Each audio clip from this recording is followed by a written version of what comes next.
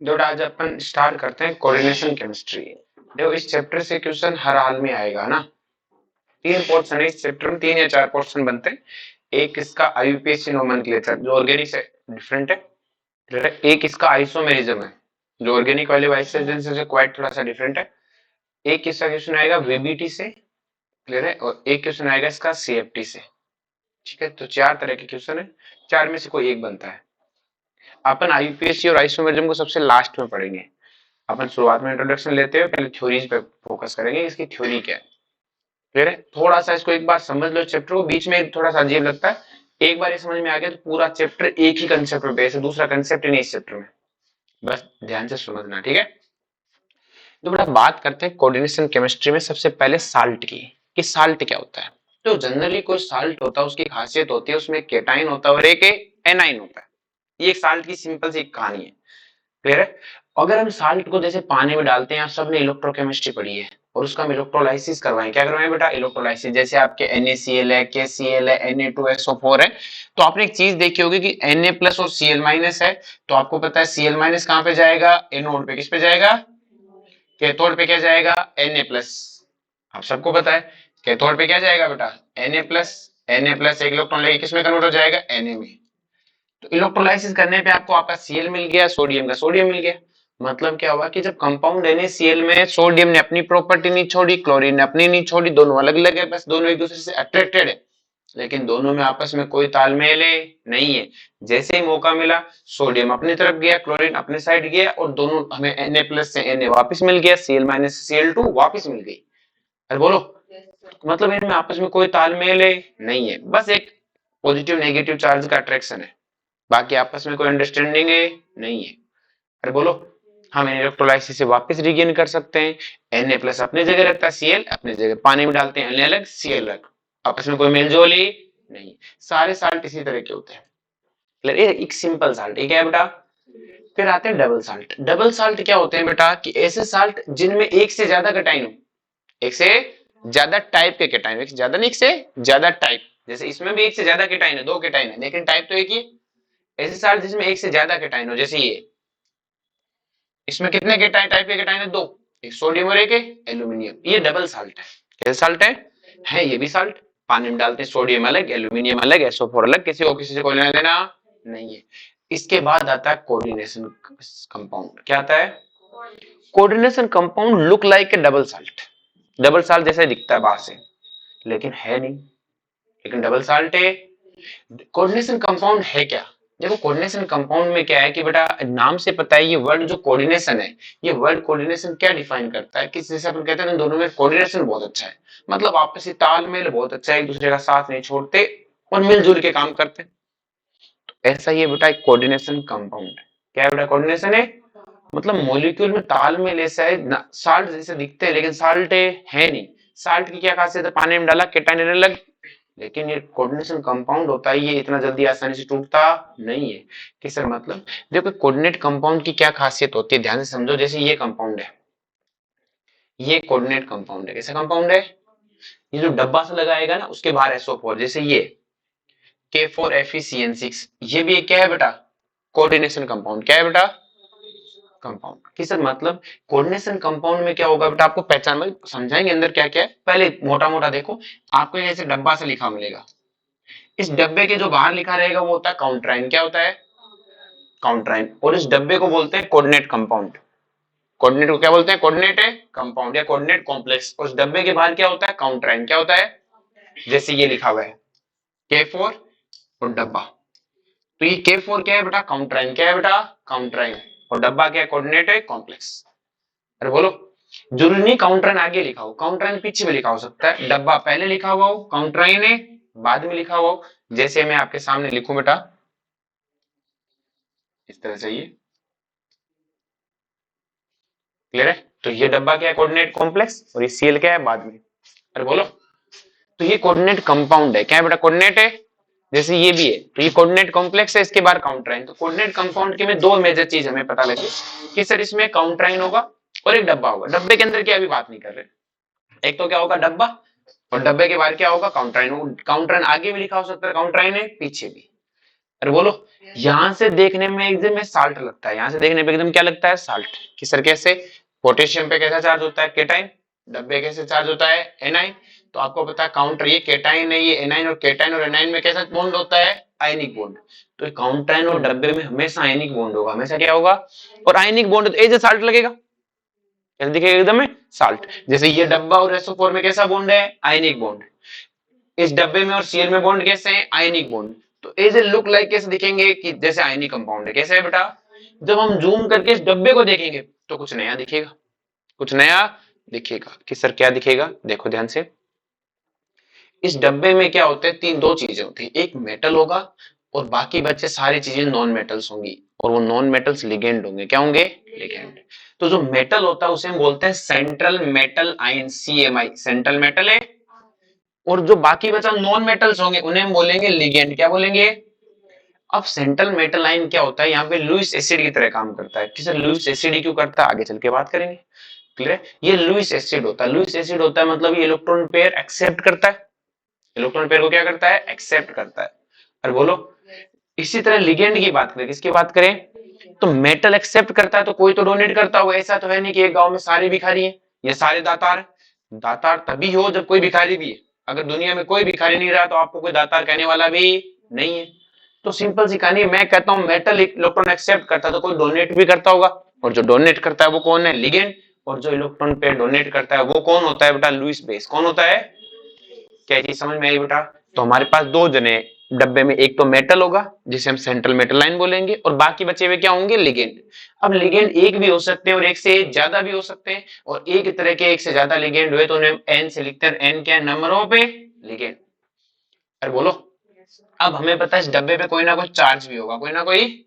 किससे चार्ज क्यों होगा, क्योंकि चार्ज इसलिए होगा क्योंकि बाहर एक काउंटर आयन है, उस पे अगर वो पॉजिटिव है तो डब्बे पे कोई नेगेटिव चार्ज भी तो होना चाहिए, क्योंकि बाहर से लुक लाइक है आयनिक। आयनिक कब होगा, डब्बा पे नेगेटिव, काउंटर आयन पे पॉजिटिव, या फिर डब्बे पे पॉजिटिव काउंटर आयन पे नेगेटिव। अरे बोलो, तो हम तो सिर्फ डब्बे को पढ़ रहे हैं, काउंटर आयन को हमने छोड़ दिया, क्योंकि वहां से तो आयनिक दिखता है, डब्बा तो आयनिक नहीं दिखता। अब इसमें भी लोगों ने क्या कर रखा है, नाम लिखा रखे। क्या लिखा रखे, नाम। अब देखो, नाम लोगों की मर्जी है, जैसे निकाल सकते हैं।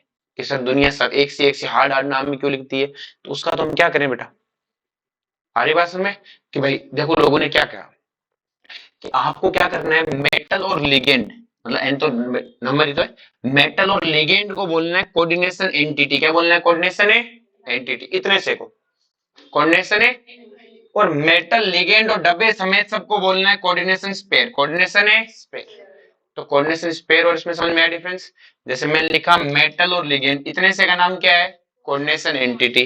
और डब्बा लगा के चार्ज, इस पूरे का नाम क्या है, हमारी बात में चमका। क्या, जैसे अपन रोटी लेते हैं तो एक तो होता है सिंपल रोटी, एक होता है बटर लगा के रोटी, बस इतना ही फर्क है।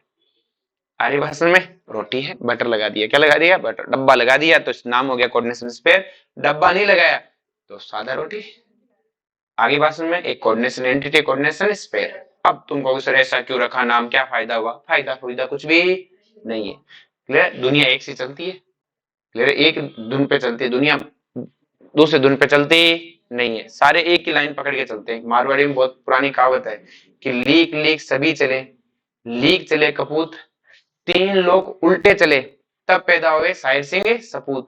तो सपूत ऐसे पैदा नहीं होते, पूरी दुनिया एक ही लाइन में चलती है। क्लियर है, तो ऐसा इसमें है बेटा, कि सब उल्टे उल्टे हैं, सब लोग ऐसे हैं भाई। रख, एक ने कहा, हर चैप्टर में तुम देखते हो कि सर बिना फालतू का नाम रखा होता है, तो रखा होता है तो क्या करें, सारे कपूत है, सपूत हो गए, तीन लोग उल्टे चलेंगे तब पैदा होंगे।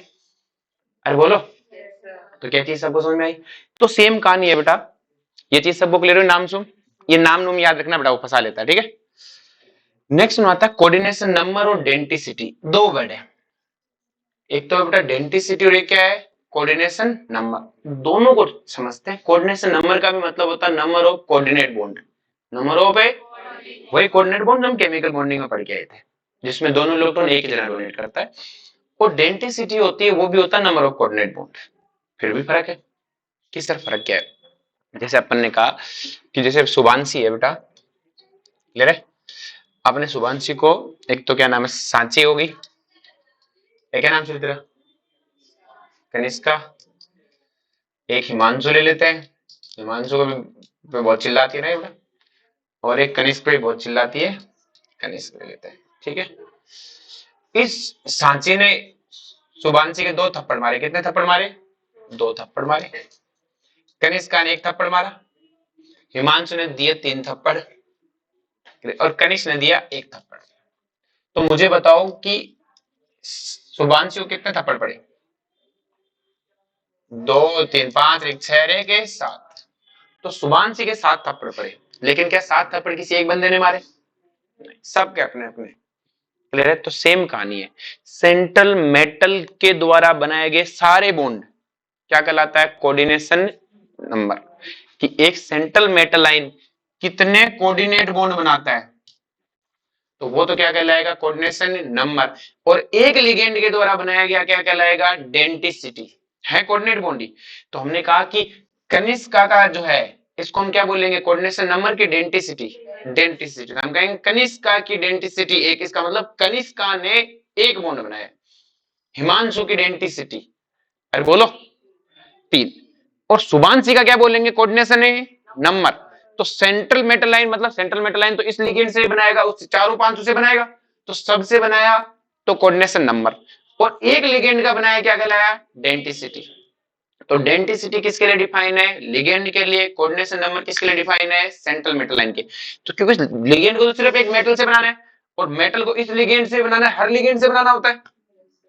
शुभांशी को हर किसने थप्पड़ मारा? अरे बोलो, तो क्या कोऑर्डिनेशन नंबर और डेंटिसिटी में जो माइनर सा डिफरेंस है क्लियर हुआ? ताकि हमारे है दोनों कोऑर्डिनेशन बॉन्ड ही, लेकिन डेंटिसिटी बोलते हैं अच्छा लिगेंड के द्वारा बनाए गए बॉन्ड और सेंट्रल मेटल लाइन के द्वारा बनाए गए बॉन्ड। अरे बोलो, हम कोऑर्डिनेशन नंबर को ऐसे लिख देते हैं n इंटू डेंटिसिटी। मतलब कि एक लिगेंड है, मान लो उसकी डेंटिसिटी 2 है, और ऐसे 3 लिगेंड में तो कोऑर्डिनेशन नंबर कितना आ जाएगा? 6। अरे बोलो, क्या सबको समझ में आया? तो कोऑर्डिनेशन नंबर क्या था? Number of ligand donor atom to which the metal is attached. कि जितने मेटल के से लिगेंड से जुड़ा होगा उतने तो क्या बनेंगे बेटा? कोऑर्डिनेशन नंबर आएगा। अरे बोलो, जैसे अब ये कोऑर्डिनेशन नंबर और डेंसिटी सबको क्लियर हो गई बेटा। Number of coordinate bond form by central atom known as coordination number, और number of coordinate bond form by one ligand known as density. ये किताबी डेफिनेशन भी याद रह जाएगी कि भाई एक मेटल से कितने लिगेंड जुड़े हुए, जितने लिगेंड जुड़े हुए उतना ये। अरे बोलो, अब देखो बड़ा ध्यान से, जैसे मुझसे किसी ने कहा कि आपके पास ML2L1 ये तो मेटल है, 2 लिगेंड, एक L1 और एक L2। L1 की डेंसिटी 3 है, L2 की डेंसिटी 2 है। तो बताओ सेंट्रल मेटल लाइन ने कितने कोऑर्डिनेट बॉन्ड बनाए? तो आपको पता है L1 3 बॉन्ड बनाता है और यहाँ L1 लिगेंड है भी एक, तो इसका मतलब ये 3, इसकी एक की डेंसिटी कितनी है? 3। 3 इंटू 1 मतलब ये कितने बॉन्ड बनाएगा? 3। जो L2 है उसकी डेंसिटी कितनी है? 2। और एक कितना बनाता है? 2। तो 2 कितने बनाएंगे? 4। तो टोटल कितना हो गया? 7। अरे बोलो, तो क्या L2 की डेंसिटी 4 है कि 2 है? 2। तो 4 क्या आ रहा है? कि सर 4 तो 2 लिगेंड का आ रहा है, डेंसिटी के एक लिगेंड के द्वारा बनाया गया, तो एक लिगेंड तो 2 ही बनाता है, लेकिन ऐसे 2 है, इसे कितने हैं? अरे बोलो, चमका क्या? जैसे अगर मैं ऐसे लूं, जैसे अपने पास मेटल है, तो ये जैसे आपके पास L2 है, तो ये एक 2 बनाएगा, दूसरा भी 2 बनाएगा, L1 कितने बनाएगा? 3 बनाएगा। क्लियर है? तो एक लिगेंड की डेंसिटी तो दोनों सेम है, तो इसकी भी 2 तो इसकी भी 2। इस अकेले ने 3 बनाया तो इसकी डेंसिटी 3। ऐसे नहीं कि सर L2 2 बार तो डेंसिटी 4 कर दो, ना ना ना, एक लिगेंड के द्वारा बनाएगी। और सेंट्रल मेटल लाइन को सबसे बनाना होता है। क्या दोनों वर्ड क्लियर हुए सबको? चलो जी, नेक्स्ट वन है कोवलेंट बॉन्ड। आप सब जानते हो कोवलेंट बॉन्ड क्या होता है? Bond form by sharing of A 2 electron between 2 atoms. और शेयरिंग में 2 इलेक्ट्रॉन कैसे होते हैं कि एक कार्बन कार्बन, तो एक इलेक्ट्रॉन इसका होगा, एक इलेक्ट्रॉन इसका होगा, और दोनों के बीच में क्या बनेगा? Coordinate bond. क्या बनेगा? चमका क्या? ये इनके बीच में क्या बना बेटा? Coordinate bond. क्या बना बेटा? Coordinate bond, sorry covalent bond, coordinate बोल गया। कोवलेंट बॉन्ड, एक इलेक्ट्रॉन इसका, एक इलेक्ट्रॉन है इसका, और दोनों की शेयरिंग है। इसको चाहे तो ये कार्बन यूज कर ले दोनों को, या फिर ये कार्बन यूज कर ले, दोनों को शेयर है, दोनों के लिए अवेलेबल है, दोनों के लिए क्या है? अवेलेबल। मतलब तुमने कोई बुक खरीदी, दोनों ने 50-50% पैसे देके खरीदी, कभी ये पढ़ लेता है, कभी वो पढ़ लेता है। बोले यहाँ तक किसी को कोई दिक्कत है? 1 मिनट रुको, इनको भगा देता हूँ, साइड में सोल्व कर रहे हैं, सॉरी।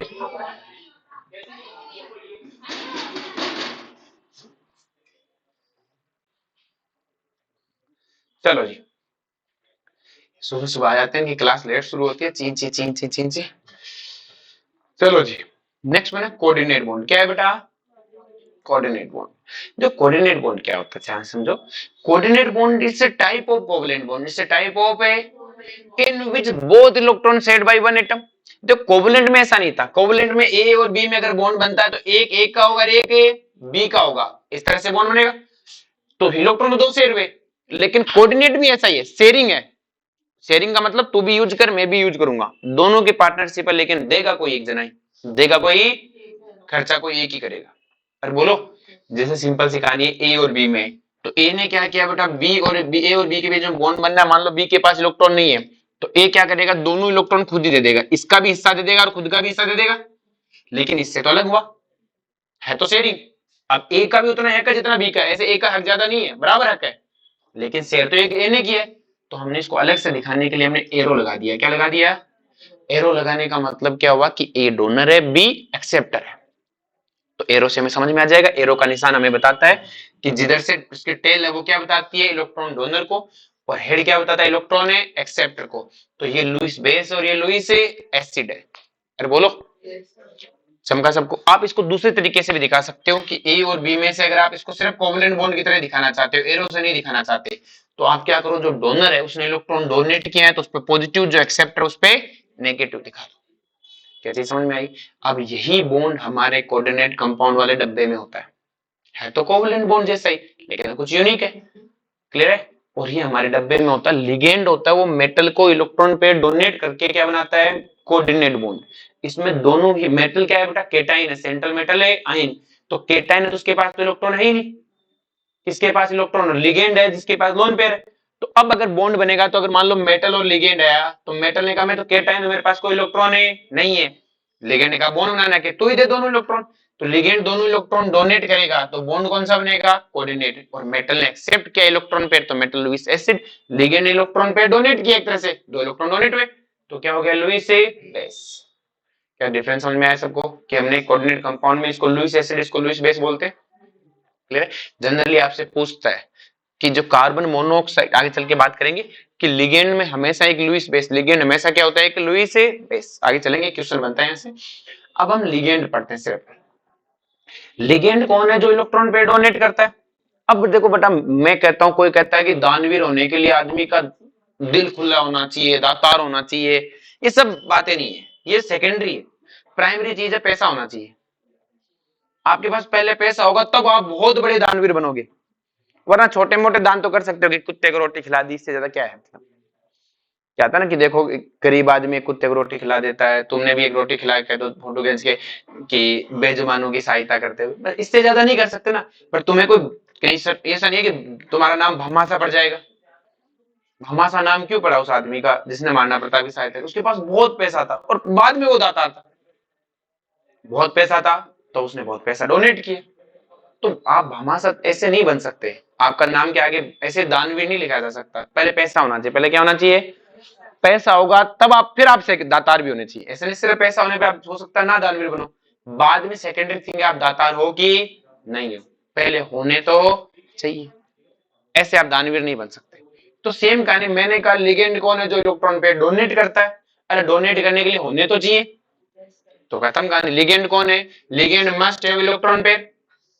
अब देखो बेटा, जितने नेगेटिव चार्ज वाले हैं, जिसपे भी नेगेटिव चार्ज है पक्का उसके पास इलेक्ट्रॉन पेयर है। कि सर कैसे कह सकते हो नेगेटिव वालों के पास इलेक्ट्रॉन पेयर है? जैसे आपका HF है, आपको पता है हाइड्रोजन और फ्लोरीन के अंदर मैं बात करूं, तो अगर मैं इस बॉन्ड को तोड़ूंगा तो इस बॉन्ड के दोनों इलेक्ट्रॉन कौन ले जाएगा? तो फ्लोरीन कितने इलेक्ट्रॉन ले गया? एक तो खुद का लेगा, उसका दो इलेक्ट्रॉन हो गए। भाई इस फ्लोरीन के पास कितने एक्स्ट्रा इलेक्ट्रॉन है? एक तो खुद का लेगा, इसका दो इलेक्ट्रॉन हो गए ना एक्स्ट्रा। हाँ मान ले, पर दो इलेक्ट्रॉन है तो सही। भाई आपके पास दो इलेक्ट्रॉन, एक तो मेरा है किसी और का छीन लाया है, तो इसको कोई पूछे तेरे पास दो इलेक्ट्रॉन क्या है ना, कि एक तो अपने वाला है एक छीन के लाऊं। तो नेगेटिव चार्ज में हमेशा कितने इलेक्ट्रॉन समाहित होते हैं, दो, एक खुद का एक एक्स्ट्रा। तो नेगेटिव चार्ज वालों के पास तो हमेशा क्या होता है, इलेक्ट्रॉन पेयर होते हैं। तो सारे नेगेटिव चार्ज वाले क्या है बेटा, लिगेंड है, सोचने की जरूरत है। F minus C L minus B R I minus O two minus SO four two minus C L minus O C S three, सब के सब क्या है, कहानी खत्म। अरे बोलो, याद हो गया, ऑल एनाइंस आर लिगेंड, सारे एलाइन लिगेंड है सबका। नेक्स्ट वन है बेटा, अब एलिमेंट जिनके पास लोन पेयर नहीं है सर, उन नेगेटिव चार्ज नहीं है, उसके अलावा भी है जिनके पास लोन पेयर हो, कि सर मैं नादान बच्चा कैसे निकालो लोन पेयर, तो एक तो केमिकल बॉन्डिंग है, निकाल लो केमिकल बॉन्डिंग से। ये याद रखो कि कार्बन फैमिली जब भी 4 बॉन्ड बनाती है कोई लोन पेयर नहीं होता, नाइट्रोजन फैमिली 3 बॉन्ड बनाती है तो एक लोन पेयर, और ऑक्सीजन फैमिली 2 बॉन्ड बनाती है तब 2 लोन पेयर, और फ्लोरीन हेलोजन फैमिली 1 बॉन्ड पे 3 lone pair. Number of bond बढ़ेंगे लोन पेयर घटेंगे, टोटल सम 4 रखना है। तो जैसे हमसे किसी ने कहा अमोनिया, तो अमोनिया में हम बात करें तो एक नाइट्रोजन है, उसके कितने हाइड्रोजन जोड़े हुए 3, तो इसने कितने बॉन्ड बना रखे हैं 3, 3 बॉन्ड बनाने पे एक लोन पेयर पक्का है। आर NH2 में एक लोन पेयर पक्का है क्योंकि 3 बॉन्ड बने हुए 2 हाइड्रोजन एक आर से। ROH में 2 लोन पेयर है, H2O में 2 लोन पेयर है, R3N में, कार्बन मोनोऑक्साइड में इसका एक लोन पेयर है क्योंकि 1 2 3 बॉन्ड बने हुए, टोटल कितने होने चाहिए 4 बॉन्ड बनाते तो 0 लोन पेयर है, 3 बॉन्ड पे एक लोन पेयर होगा।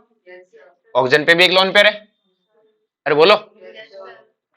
पिरिडीन में नाइट्रोजन के कितने बॉन्ड बने हुए 3, तो एक लोन पेयर होगा। इसमें इस नाइट्रोजन के पास भी लोन पेयर, इस नाइट्रोजन पे भी, अरे बोलो क्या क्लियर है सबको। नेक्स्ट देखो बड़ा ध्यान से, जैसे NH4+ है तो नाइट्रोजन के पास ओवर वैलेंसी मतलब लोन पेयर तो खत्म है, CH4 इसके पास कोई लोन पेयर है नहीं, तो ये लिगेंड नहीं हो सकता, ये लिगेंड है। अब नेक्स्ट वन है द लिगेंड, द मॉलिक्यूल और ions that surrounded the metal must contain at least one unshared electron in valence shell, electron pair in valence shell, एक ही बात है। उसी चीज को थोड़ा सा हार्डन लैंग्वेज में लिखा हुआ, मैंने कहा लोन पेयर होना चाहिए, इसने कहा वैलेंस शेल में इलेक्ट्रॉन होने चाहिए। अरे बोलो सेम ही चीज है, बस उसे बोलने का तरीका अलग है। मैंने कहा रोटी खा लो, तुमने कहा ब्रेकफास्ट कर लो, बस इतना फर्क है। तुम्हारे ऐसे थोड़ी ब्रेकफास्ट के लिए कुछ अलग बनता है, वही ब्रेकफास्ट रोटी जैसा ही होता है, पराठे बना दो दही के साथ खा लो, अब इसमें ब्रेकफास्ट जैसा क्या है बताओ, क्लियर है। तो सेम कहानी, मैंने कहा रोटी खा लो, इसने क्या कहा ब्रेकफास्ट कर लो, बस लैंग्वेज बदल दी, क्या बदल दी लैंग्वेज, समझा। इसके बाद आता है नेक्स्ट वर्ड डोनर एटम, क्या आता है डोनर एटम, क्या होता है इसको समझो। लिगेंड और डोनर एटम में थोड़ा सा फर्क है। जैसे अपन ने कहा कि 3 दोस्त है A B C, तीनों दोस्त पार्टी के लिए जाते हैं, किसके लिए जाते हैं बेटा पार्टी के लिए, और एक डी दोस्त भी इनका, हमेशा पैसे डी देता है, पैसे हमेशा कौन देता है डी, और जाते चारों एक साथ है हमेशा डी पैसे देता है। तो सिंपल सी कहानी, किसी जगह खाना खाने जाते हैं तो जब ये रेस्टोरेंट पहुंचते हैं तो वहां जो वेटर काम करता है उसे क्या पता कौन पैसे देता है, तो वो चारों को आते हुए देखता है तो क्या कहता है कि आज तो पार्टी आ गई, आज तो पार्टी, मतलब हमें पैसे देके जाएंगे। लेकिन जो मालिक है जिस काउंटर पर बैठता है उसे तो पता है कि पैसे तो डी देता है, बाकी 3 तो ऐसे भूखे नंगे लोग यूं आते हैं। तो वो क्या करेगा, किसको एकदम हुक्म बजाएगा, कह रहे कैसे हो डी भाई साहब, उनको थोड़ी पूछे, उन्हें पता है ये तो यूं आ जाते हैं फोगते हैं, वो डी वाले को इज्जत देगा, उसे पता है ABC तो क्या है, यूं फोगते साथ में घूमते फिरते रहते हैं। तो इन चारों में से डोनर कौन है डी, और सारे एक साथ जाते हैं, तो इसका मतलब पूरा का पूरा तो क्या कहलाया लिगेंड, लेकिन इसमें से जो डी है वो क्या कहलाया डोनर एटम। सेम कहानी जैसे अमोनिया है, तो अमोनिया एक लिगेंड है क्योंकि इसके पास एक लोन पेयर है, लेकिन रियलिटी में हाइड्रोजन तो वही है, वो क्या नंगे दोस्त किसी काम के, इलेक्ट्रॉन कौन डोनेट कर रहा है नाइट्रोजन, तो लिगेंड में जो एटम इलेक्ट्रॉन डोनेट करता है वो कहलाता है डोनर एटम। तो नाइट्रोजन कैसा है बेटा कि डोनर एटम, जबकि ABC तो कुछ नहीं हुई फर्जी, अरे बोलो समझे क्या। तो डोनर एटम समझ में आया कौन है नाइट्रोजन। तो ऐसे हमारे लिगेंड में जो डोनेट करता है वो डोनर एटम है, जो डोनेट करता है वो क्या है डोनर एटम। क्या बात समझ में आई बेटा। तो अब atom in the ligand directly bonded to the metal atom, ये किताबी लैंग्वेज है। किताबी लैंग्वेज क्या है कि जो मेटल से डायरेक्ट जुड़ा हुआ होता है वो कौन होता है बेटा लिगेंड डोनर एटम। कि सर मेटल से डायरेक्ट मतलब, अरे भाई जिसके पास लोन पेयर होंगे वही तो मेटल को डोनेट करेगा, भाई जो डी वाला है वही तो दुकान के काउंटर पे हमेशा जाता, सेठ के साथ उठ बैठ तो इसी की है, बाकी ABC की तो वेटर से आगे गई नहीं कभी, उन्होंने क्या पता दुकान का काउंटर का है, तो सेठ के साथ उठ बैठ तो डी की है, तो सेंट्रल मेटल आयन के साथ उठ बैठ नाइट्रोजन की है इन अमोनिया वालों में से, बाकी तो ये फर्जी है। तो हम किताबी लैंग्वेज क्या कहते हैं कि जो मेटल से डायरेक्ट जुड़ा होता है लिगेंड का वो पार्ट क्या कहलाता है डोनर एटम। मैं कहता हूं जिसके पास लोन पेयर है जो दे सकता है वही डोनर है, बाकी 3 तो ऐसे ही है। तो ये पूरा अमोनिया क्या कहलाएगा, लिगेंड। लेकिन इनमें जो ब्लू सर्कल कर रखे हैं ये क्या है बेटा, डोनर एटम। क्या चीज हमको समझ में आई बेटा, पक्का। नेक्स्ट वन है classification of ligand, classification of A ligand, कि लिगेंड को कैसे क्लासिफिकेशन करते हैं। लिगेंड को हमने क्लासिफिकेशन किया उनके डेंटिसिटी के बेस पे, किसके बेस पे किया है, डेंटिसिटी। क्यों, उनकी डेंटिसिटी क्या है इसके बेस पे उनको क्लासिफाई करते हैं। क्लियर है। अगर आपका लिगेंड मोनोडेंटेड है, कैसा है बेटा, मोनोडेंटेड। मोनोडेंटेड मतलब जो एक ही कोऑर्डिनेट बॉन्ड बनाता है, जो एक ही क्या बनाता है, कोऑर्डिनेट बॉन्ड बनाता है। जो दो बनाता है वो बाई, जो तीन बनाएगा वो ट्राई, जो चार बनाएगा वो टेट्रा, पांच बनाएगा पेंटा, छह बनाएगा हेक्सा। तो इन सबको पॉलीडेंटेड बोलते हैं। पॉलीडेंटेड क्या हो गया, तो दो या दो से ज्यादा बनाता है वो सब क्या कहलाएंगे, पॉलीडेंटेड। तो दो कैटेगरी, एक मोनोडेंटेड एक पॉलीडेंटेड। और पॉलीडेंटेड में बाई, ट्राई, टेट्रा, हेक्सा सब आएंगे। अरे बोलो, ये चिलेट क्या होता है अभी थोड़ी देर बाद पढ़ते हैं। क्लियर है। इससे पहले अपन एक चीज पढ़ते हैं कि देखो जनरली 3 मेंबर और 4 मेंबर रिंग होती है ना, वो अनस्टेबल होती है। क्या होती है, अनस्टेबल। इवन कोऑर्डिनेट कंपाउंड में तो स्पेशली, ऑर्गेनिक कंपाउंड में फिर भी मिलती है, कोऑर्डिनेट कंपाउंड में आपको जनरली मिलती भी नहीं मिलेगी। तो हम क्या कहेंगे कि जनरली 3 और 4 मेंबर रिंग क्या होती है, अनस्टेबल होती है। क्या होती है, अनस्टेबल। इनका कोई वजूद नहीं होता। 5 और 6 मेंबर रिंग स्टेबल होती है। तो आपको हमेशा कोशिश करनी है कि 5 या 6 मेंबर रिंग बने। अरे बोलो, 3 या 4 ना बने। अरे बोलो, क्लियर है। तो क्या अपने क्या कहेंगे बेटा, कि या तो रिंग बने 3 या 4 मेंबर, सॉरी 5 या 6, 3 4 मेंबर बनने ही नहीं चाहिए। अरे बोलो, पक्का। चलो जी,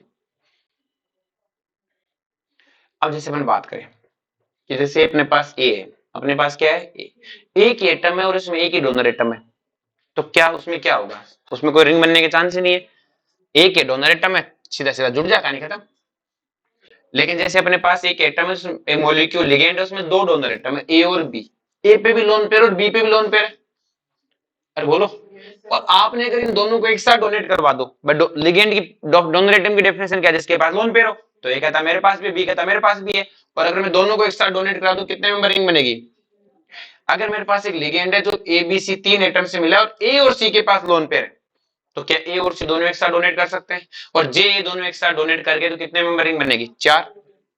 अरे बोलो, इसी तरह से अगर मैं कहूं मेरे पास ए बी सी डी है, अब कितने डोनर एटम है, 2। और दोनों एक साथ डोनेट कर दें कितने मेंबर रिंग बनेगी, 5। और अगर मेरे पास A B C D E है, तो अब कितने मेंबर रिंग बनेगी, 6। और मैं कहता हूं 5 या 6 के अलावा कोई बननी ही नहीं चाहिए, 3 या 4 होनी ही नहीं चाहिए। क्लियर है, आगे बात समझ में, 3 या 4 होनी ही, या तो हो तो 5 6, वरना ऐसे रहो, वरना ऐसे ही। कि सर मतलब, जैसे आप कि सर मैं कैसे समझूंगा कि कोई लिगेंड का करना है कि नहीं करना। जैसे आपके पास कार्बन मोनोऑक्साइड है, क्या है बेटा, कार्बन है मोनोऑक्साइड, ये वाला, इसके पास दोनों एटम पे लोन पेयर है। तो एक पॉसिबिलिटी क्या है कि आपको जैसे है, आप तो जितने हैं उतने सबसे डोनेट करवा दो। जैसे डोनेट करवाए कितने मेंबरिंग बनी बेटा, 3 मेंबर। कितने बनी, 3 मेंबर। अरे बोलो, और आपने कहा 3 मेंबर तो स्टेबल ही नहीं होती। तो इसका मतलब क्या है कि या तो कार्बन डोनर एटम है, या तो कौन डोनर एटम है, या ऑक्सीजन डोनर एटम है। दोनों को एक साथ डोनेट करने का हक ही नहीं है, दोनों को एक साथ डोनेट करने का हक ही। अरे बोलो, सेम गन जैसे आइसोसाइनाइड है, अब सल्फर पे नेगेटिव चार्ज है और नाइट्रोजन पे लोन पेयर है, तो दोनों एक साथ डोनेट कर सकते हैं, आप करवा दो, आप सोचो मत। फिर जैसे काउंट करो कितने मेंबर रिंग बन गई, 4। तो आप क्या कहोगे, या तो सल्फर डोनेट करेगा या दोनों को एक साथ डोनेट करने का, कि क्योंकि दोनों एक साथ डोनेट करेंगे तो क्या बनेगा, 3 या 4 मेंबर। अरे बोलो, इसी तरह अगर साइनाइड है, साइनाइड में भी दो डोनर एटम है, कार्बन पे नेगेटिव, नाइट्रोजन पे लोन पेयर। किसे नाइट्रोजन पे लोन पेयर, कैसे 3 बॉन्ड पे एक लोन पेयर, कार्बन नेगेटिव दे रखा, क्लियर है। तो एक साथ डोनेट करते तो कितने रिंग बन जाती है, 3। तो आप क्या कहोगे, या तो कार्बन डोनेट करेगा या, तो क्या ये एक साथ डोनेट ही नहीं कर सकते। तो 3 या 4 मेंबरिंग बननी ही, अगर 3 या 4 बन रहे तो इससे अच्छा तो कोई एक ही डोनेट करे, इससे अच्छा कोई एक ही। लेकिन जैसे ये कंपाउंड है, इसमें दोनों नाइट्रोजन डोनेट कर रहे हैं, कितने मेंबरिंग बनी, 5। तो इसका मतलब इसको एक साथ दोनों डोनर एटम अलाउ यूज करने का हक है, क्योंकि आप 5 और 6 मेंबरिंग बनाते हो, तो आप एक साथ दोनों डोनर एटम से डोनेट कर सकते हो। लेकिन अगर इस केस में आपके पास डोनर एटम तो है, लेकिन दोनों को डोनेट करने का हक है, किसी एक को ही डोनेट करने का हक मिलेगा, जबकि यहाँ पे क्या एक साथ दोनों को डोनेट करने का हक है। तो ऐसे लिगेंड कहलाएंगे बाइडेंटेड। क्या कहलाएंगे? तो बाइडेंटेड ऐसे नहीं कि कोई भी है जिसके पास दो डोनर एटम है, इसके पास भी दो डोनर एटम थे, लेकिन ये एक साथ दोनों से डोनेट कर ही नहीं सकता। तो बताओ ये बाइडेंटेड की श्रेणी में आएगा कि मोनोडेंटेड की सीरीज में आएगा? मोनोडेंटेड की, किसी एक साथ दोनों कर ही नहीं सकता। ये एक ही डोनेट करेगा, ये क्या करेगा? एक ही डोनेट करेगा। जबकि ये एक साथ दोनों डोनेट करेगा, तो इससे बाइडेंटेड बोलेंगे। तो क्या मोनोडेंटेड और बाइडेंटेड में हम ऐसे नहीं बोलेंगे सर जिसके पास दो डोनर एटम हो, क्या वो बाइडेंटेड होगा? हो भी सकता है और नहीं भी हो सकता। इसके पास दो डोनर एटम है, बाइडेंटेड भी है। इसके पास दो डोनर एटम होते हुए भी बाइडेंटेड है नहीं है। अरे बोलो।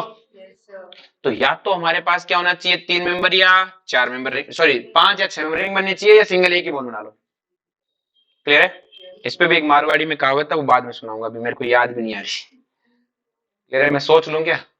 जननी ऐसा जने, हाँ ऐसे मैं बोलता हूँ, मेरे को याद है कि जननी ऐसा जने, या तो हो दातार या हो सूरवीर, या तो दातार या सूरवीर। इसका मतलब समझे शुरू वाले? जननी मतलब कोई भी माता, ऐसा बेटा जनना मतलब ऐसा पैदा करना जो या तो दातार हो या फिर सूरवीर। या रही है बांझड़ी, व्यर्थ ना गवाइए नूर, व्यर्थ ना गवाइए नूर, कि अपने आप को खराब मत करना, बिना बच्चे के रह जाना अगर आपके पास दाता या सूर ना हो। तो सेम कहानी है कि या तो तुम बनाना 3 मेंबर या 5 मेंबर या 6 मेंबर, 3 4 के चक्कर में पड़ना ही मत। अरे बोलो। चमका क्या? तो सेम कहानी है कि आपको बनाना ही कोशिश को पहले बना दो, जैसे आपको 3 4 मिले कहना कोई एक, कोई एक। आगे बात में अब बात करते हैं फिर से मोनोडेंटेड की। तो मोनोडेंटेड क्या है कि when ligand donate one pair of electron to the central metal ion, क्या कहलाएंगे बेटा? मोनोडेंटेड। जैसे आपके पास H2 है, आपके पास साइनाइड है, अमोनिया है, NO2 HCN है, OH है, O2 माइनस CU, ये सब क्या है बेटा? मोनोडेंटेड। ये X हेलोजन है, क्या है बेटा? Halogen, X minus. ठीक है? HCN के पास दो डोनर एटम है, लेकिन दोनों का यूज नहीं कर सकता। अरे बोलो। फिर एक नई चीज आती है बीच में से निकल के, एम्बीडेंटेड लिगेंड्स। क्या आता है बेटा? एम्बीडेंटेड लिगेंड क्या होते हैं बेटा? कि वो मोनोडेंटेड लिगेंड जिनके पास दो बाइंडिंग साइड होती है लेकिन जुड़ किसी एक से सकते हैं, जुड़ किसी, वो मोनोडेंटेड। पहली लाइन क्या है? मोनोडेंटेड तो होना ही चाहिए, मतलब मोनोडेंटेड का स्पेशल केस है कि सर कैसे? जैसे आपके पास HCN अभी हमने पढ़ा, तो HCN में क्या है बेटा? सल्फर, दोनों डोनर एटम है,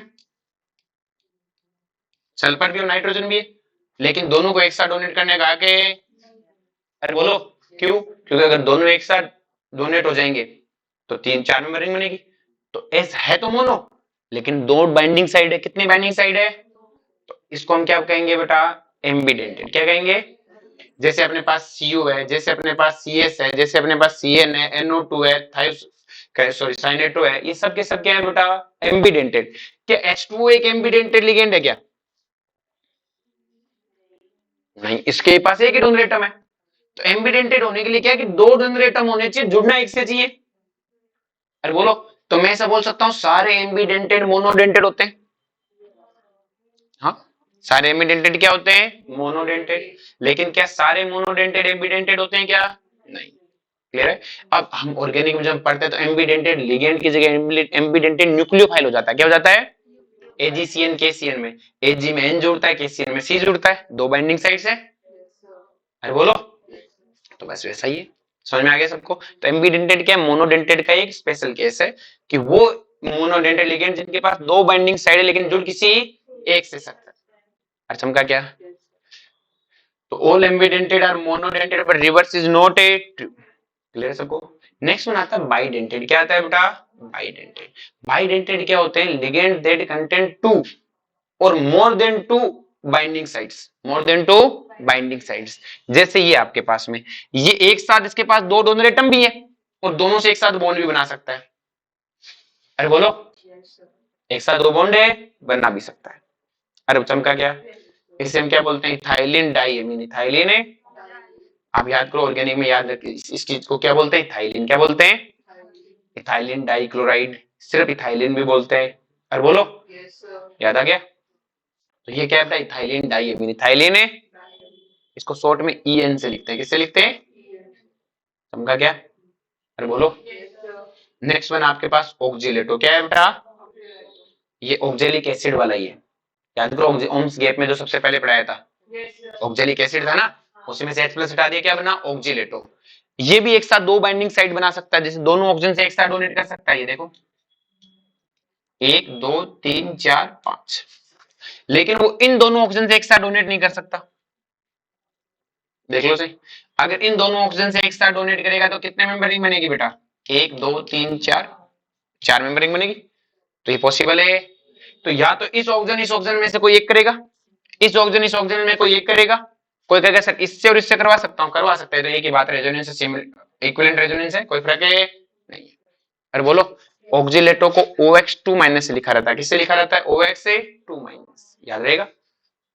ये इथाइलिन डाइमीन को EN से लिखते हैं, इसको आईयूपीए से नाम है एथेन 1,2 डाइमीन, एथेन है और कॉमन नेम क्या, इथाइलिन डाइमीन। क्या याद रहा बेटा, इसको याद करने को खास जितने तो समझाने के लिए, इसका नाम क्या है बेटा, ऑर्थोफेनेंथ्रोलिन। इसमें भी देखो दो बाइंडिंग साइट्स है क्या, ये नाइट्रोजन भी डोनेट कर सकता है और ये नाइट्रोजन भी, याद करने को खास जरूरत है नहीं है। नेक्स्ट वन आता है ट्राइडेंटेड, क्या आता है, ट्राइडेंटेड मतलब जिसके पास एक साथ 3 बाइंडिंग साइड होनी चाहिए, और ध्यान दे 5-6 मेंबर का रूल टूटना नहीं चाहिए। तो देखो इसमें 3 बाइंडिंग साइड है, इस नाइट्रोजन पे, इस नाइट्रोजन पे, इस नाइट्रोजन के, सर आप यहीं क्यों गए कि मैंने कहा यहीं लोन पेयर और कहीं लोन पेयर है ही नहीं, कि कार्बन के 4 बॉन्ड बने हुए नाइट्रोजन ही, तो क्या दो इधर भी 5 मेंबर है, इधर भी 5 मेंबर है, इसका मतलब तीनों को एक साथ डोनेट करने का क्या, और तीनों एक साथ डोनेट किए, इसलिए क्या कहलाया ट्राइडेंटेड। अगर 5 मेंबर रिंग नहीं बन रही होती तो तीनों एक साथ डोनेट करने का खो देते। अरे बोलो, समझा क्या, तो ये क्या कहलाएगा, ट्राइडेंटेड लिगेंड। अरे बोलो, इसका वैसे आईयूपीएसी कॉमन नेम है डाइइन, इसको शॉर्ट में क्या लिखते हैं, डाइइन, इथाइलिन ट्राइएमीन, इथाइलिन है डाइएमीन, सॉरी डाइथाइलिन ट्राइएमीन, डाइथाइलिन है, 2 बार इथाइलिन है तो डाइथाइलिन है ट्राइएमीन, और शॉर्ट में क्या लिखते हैं, डाइइन, क्या लिखते हैं, आगे बात समझ में, 2 बार इथाइलिन, 2 बार इथाइलिन, 3 बार एमीन। अरे बोलो, क्या नाम है इसका, डाइथाइलिन है ट्राइएमीन। अरे बोलो, नेक्स्ट वन आता है मल्टीडेंटेड, मल्टीडेंटेड मतलब कितना पढ़े, ट्राई के बाद में टेट्राडेंटेड आएगा, जैसे आपको ट्राइन लिखा गया तो ट्राइन का मतलब क्या होगा बेटा, ट्राइथाइलिन टेट्राइमीन, एक ज्यादा एमीन होगी। अरे बोलो, अब नेक्स्ट वन है मल्टीडेंटेड, मतलब एक से ज्यादा बॉन्ड जिसके बनते जाते रहते हो, जैसे अपने पास ईडीटीए, क्या है बेटा, ईडीटीए की स्ट्रक्चर होती है बेटा ये, अरे बात सुन, पूरा नाम क्या है देखो ध्यान से, इसका नाम है इथाइलिन डाइएमीन, इथाइलिन, देखो ये रहा इथाइलिन, फिर आता है डाइएमीन, देखो ये रहा डाइएमीन। अरे बोलो, इथाइलिन है, डाइएमीन, फिर क्या है बेटा, टेट्रा एसीटेट, इस ग्रुप का नाम एसीटेट है, और ऐसे देखो 4 ग्रुप है, कितने ग्रुप हैं, अरे बोलो, इथाइलिन डाइएमीन टेट्रा एसीटेट। इस एसीटेट में इस H पे कैसा चार्ज है, नेगेटिव चार्ज है, ऑक्सीजन पे कैसा चार्ज है, नेगेटिव। अगर यहाँ पे नेगेटिव की जगह H लगा देता मैं तो नेगेटिव चार्ज हट जाता। अरे बोलो, तो कई बार एग्जामिनर क्या करता है, ईडीटीए में यहाँ H लिख देता है, अगर एक H लिख देता तो कितने नेगेटिव चार्ज आते, 3 नेगेटिव आते, 2 H लिख देता तो 2 नेगेटिव चार्ज आते, और चारों पे H होता है एसिडिक एसिड वाला, तो किसी पे भी नेगेटिव चार्ज नहीं आता। तो ईडीटीए का चार्ज वेरिएबल किस बेस पे होता है, इन नेगेटिव चार्ज पे बेस होता है बेटा, यहाँ कितने नेगेटिव कितने H प्लस डोनेट कर रखे हैं, ऐसे ईडीटीए 3 माइनस लिख दिया ऐसे, तो इसका मतलब क्या है, किसी एक कार्बोक्सिलिक एसिड पे H है। अरे बोलो, ईडीटीए नाम समझ में आया बेटा, इथाइलिन डाइएमीन टेट्रा एसीटेट, ये एक हेक्साडेंटेड लिगेंड होता है। किस हेक्साडेंटेड कैसे, जैसे ये दोनों ऑक्सीजन है, क्या इन दोनों में से कोई एक ही डोनेट कर सकता है, क्योंकि एक साथ डोनेट किया तो 4 मेंबरिंग है, इन दोनों में से कोई एक डोनेट कर सकता है, ये दोनों नाइट्रोजन एक साथ डोनेट कर सकते हैं, 5 मेंबरिंग बनेगी, इन दोनों में से कोई एक करेगा, इन दोनों में से कोई, तो कितना हुआ, 1 2 3 4 5 और 6, तो ये एक हेक्साडेंटेड लिगेंड है। कैसा लिगेंड है, इसका मतलब एक साथ 6 बॉन्ड बना सकता है, कितने बॉन्ड बना सकता है, 6 बॉन्ड बनाने की योग्यता रखता है। क्या चीज समझ में आई बेटा सबको, पक्का। नेक्स्ट वन, जैसे ये आपको बता दिया अभी ट्राइन वाला, ये कितने डेंटेड है, 1 2, एक गाइब इसका, एक NH2 यहाँ पर है और एक NH2, क्या यहाँ तक सबको समझ में आया बेटा। नेक्स्ट वन आता है चार्ज ऑफ लिगेंड, क्या है बेटा, चार्ज ऑफ है, हम लिगेंड का चार्ज कैसे निकालें, क्लियर है? तो देखो लिगेंड का चार्ज निकालने के लिए हमें क्या करना है कि जो लिगेंड पे चार्ज होगा वो नेगेटिव चार्ज ढूंढना है हमें। कौन सा ढूंढना है? नेगेटिव। तो चार्ज होता है वो इक्वल होता है number of vacant valency minus में। आई वास्तव में वेकेंट वैलेंसी मतलब जैसे मैंने तुम्हें अभी सिखाया था कार्बन फैमिली कितने बॉन्ड बनाता है? 4, nitrogen family 3, oxygen 2, halogen 1, general form है। तो जैसे मेरे पास H2O लिखा तो इस ऑक्सीजन में कितने बॉन्ड बने हुए? तो इसका मतलब न्यूट्रल। तो 2 बॉन्ड बने हुए तो वैलेंसी कितनी है? 2, दोनों के दोनों फुलफिल है तो कोई वैकेंट वैलेंसी है ही नहीं। और वैकेंट वैलेंसी 0 तो चार्ज भी क्या आएगा? 0। अमोनिया के कितने बॉन्ड बने हुए? 3, वैकेंट वैलेंसी कितनी है? 0। अरे बोलो, RnH2 में कितने बॉन्ड बने हुए नाइट्रोजन के? 3, वैकेंट वैलेंसी कितनी है? 0। R2NH में 0, R3N में 0, ROH में ऑक्सीजन का कितनी वैलेंसी कंप्लीट है? 2, 2 ही होती है, दोनों कंप्लीट है। H2S में सल्फर की वैलेंसी कितनी होती है? 2, दोनों वैकेंट है कि भरी हुई है? भरी हुई है। F2 हेलोजन कितने बॉन्ड बनाते हैं? 1, तो दोनों फ्लोरीन ने एक एक बॉन्ड तो बनाए रखा है और एक एक बॉन्ड बनाते कोई वैकेंट वैलेंसी है ही नहीं। तो वैकेंट वैलेंसी 0 तो चार्ज भी 0। इसी तरह F2Cl2 Br2 और I2 कार्बन मोनोऑक्साइड को अलग से बात करते हैं। क्या है? सबको समझ में आया बेटा? बोलो कोई दिक्कत है? अब जैसे ये आपके पास लिखा मैंने इथाइलिन डाइएमीन जो अभी पढ़ के आए EN, तो इसमें देखो बेटा इस नाइट्रोजन की वैलेंसी पूरी है, इस नाइट्रोजन की वैलेंसी पूरी है तो कोई वैकेंट वैलेंसी नहीं है तो कोई चार्ज भी। O2 ऑक्सीजन गैस कोई वैलेंसी कंप्लीट, सारी वैलेंसी कंप्लीट है, 2 बॉन्ड बने हैं, पाई बॉन्ड, एक सिग्मा और एक है। जैसे मैं ये लूं NH2 तो आपको एग्जामिनर में NH2 माइनस लिखा वो सिर्फ NH2 लिखेगा तो आपको नाइट्रोजन की तो 3 ही वैलेंसी होती है जिसमें 2 ही फुलफिल है। कितनी फुलफिल है? तो एक हम खाली पड़ी है और जितनी वैकेंट वैलेंसी होता है उतना नेगेटिव में चार्ज। NH में कितनी वैलेंसी खाली है? 2, N में कितनी खाली है? 3, OH में कितनी खाली है? 1। अब बेटा यहाँ पे कंफ्यूजन स्टार्ट होगा, ये हम केमिकल बॉन्डिंग में पढ़े भी हैं। अकेला O2 माइनस ऑक्सीजन की दोनों वैलेंसी खाली है और एटॉमिक फॉर्म है। कौन सी फॉर्म है? ये ऑक्सो, ये क्या है? O2 2 माइनस क्या है बेटा? पेरोक्सो। और O2 माइनस क्या है? Super oxo. और सिंपल ऑक्सीजन क्या है? ऑक्सीजन। क्या है बेटा? तो देखो इसमें और इन तीनों में तो आपस में कंपैरिजन है ही नहीं, ये तो क्या है बेटा? एटॉमिक फॉर्म है। कौन सी फॉर्म है? पंगा इन तीन को है क्योंकि ये तीनों क्या है? Molecular form. क्या है बेटा? अरे बोलो, चमका क्या? तो ये तो है एटॉमिक फॉर्म, तो इसका तो कोई दिक्कत है ही नहीं। इन तीनों का फॉर्मूला सेम है, एग्जाम में सेम O2 लिखा रहता है। हमें वहां पे हम पढ़ेंगे कैसे तय करना है कि कौन पेरोक्सो है, कौन है सुपर ऑक्सो है, कौन ऑक्सीजन है। क्योंकि और अगर पेरोक्सो हुआ तो O2 पे चार्ज कितना होगा? -2, सुपर ऑक्सो में -1 और इसमें न्यूट्रल। लेकिन ध्यान से रखना यहाँ पे एक ऑक्सीजन का चार्ज कितना होता है? -1, तो 2 ऑक्सीजन पे -2 है। और यहाँ एक ऑक्सीजन का चार्ज कितना है? -1 और यहाँ कितना है? 0। और ऑक्सो में -2 है लेकिन वो तो एटॉमिक फॉर्म है, वो तो अलग से दिखता है एटम तो। अरे बोलो, चमका के सब कोई चार्ज। अब ये कुछ आपको ध्यान रखना है, साइनाइड पे कितना चार्ज होता है? -1, सल्फेट पे -2, कार्बोनेट पे -2, CH3 पे -1, एक वैलेंसी खाली है। फ्लो FCl अब अकेले F पे कितना चार्ज है? -1, क्योंकि एक ही बॉन्ड नहीं बना हुआ। अकेला F है तो किसी से बॉन्ड बनाया ही नहीं। F2 पे 0 लेकिन F पे -1, Cl पे -1, Br पे -1, I पे चमका क्या? नेक्स्ट देखो ध्यान से, जैसे ऑक्जेलेटो है। कौन है बेटा? ऑक्जेलेटो।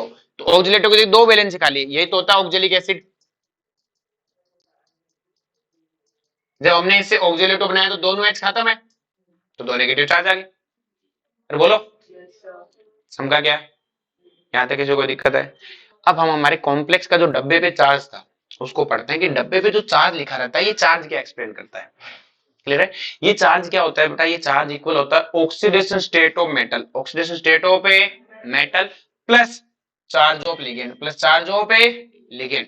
जो डब्बे पे चार्ज लिखा रहता है जिसकी हमने शुरू में बात की थी, कोऑर्डिनेट कंपाउंड पे जो डब्बे पे चार्ज होता है वो किसके बराबर होता है?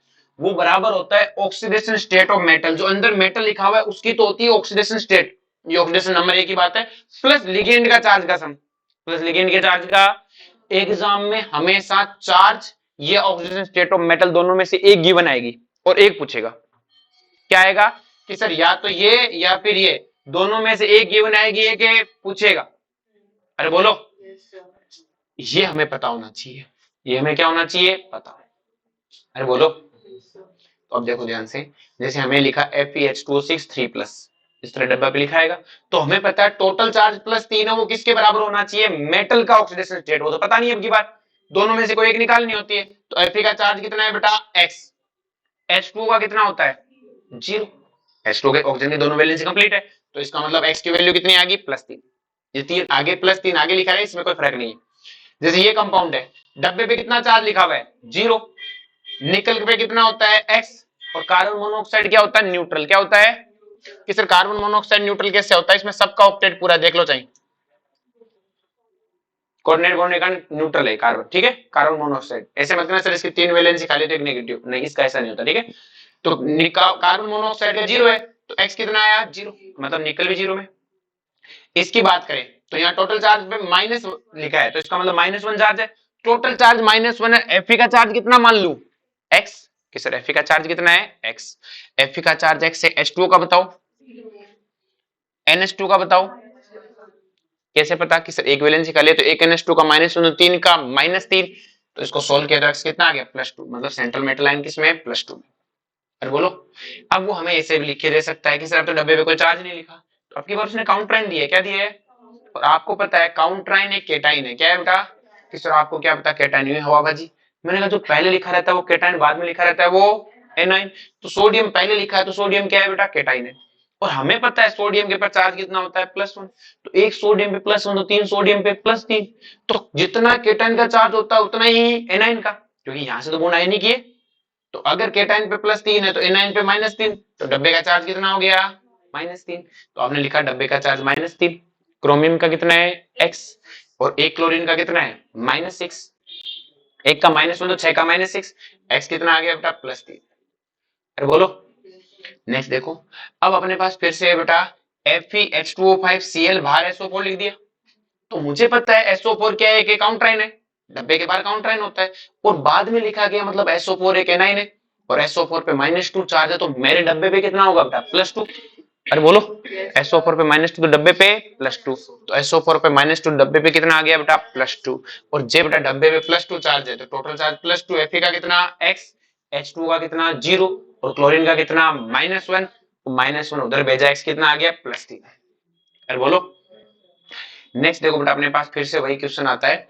हमारे पास दो क्वेश्चन है FeH2O3Cl2 3, FeH2OCl2 -1, क्लियर है। अब ध्यान समझना, मैंने कहा कि यहाँ टोटल चार्ज कितना है +3, कितना है बेटा +3, इक्वल Fe का चार्ज कितना है बेटा X, H2O का कितना 0। अब Cl2 का चार्ज कितना लू 0 के -1, क्या पता 0 क्यों लिया,